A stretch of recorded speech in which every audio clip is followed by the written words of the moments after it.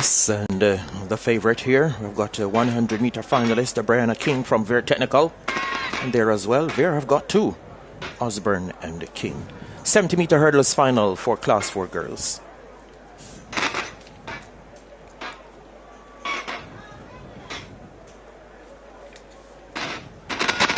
Set position. Set off now, clean start. KENEISHA Robinson of Hydel got a pretty good start inside from Veer. Brianna King, the Veer Technical pair of Osborne and King going forward. McDonald and Robinson coming forward. In the end, KENEISHA Robinson of Hydel may have snatched it on the line. 10:66. Now 10:68 officially for the gold medalist KENEISHA Robinson of Hydel. 10:68. She had equaled the record in the semis doing 10:38, and she has struck gold. Second for the silver in 10.70 seconds is Jamara Osborne of Veer Technical. Bronze in 10:78 goes to McDonald. That's Alicia McDonald of the Convent of Mercy Alpha.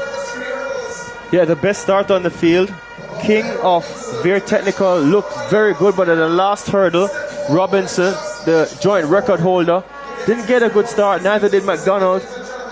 But the efficiency of even Samuels of Edwin right there in the mix, but approaching the last hurdle, Robinson with that flat foot speed gets there just ahead of Osborne, who ran back brilliantly in the final stages. And Robinson of Hydel takes the first track gold of this Saturday special. In 10.68 seconds for the Class 4 70-meter hurdles title. The silver to Jamara Osborne of Veer Tech in 10:70.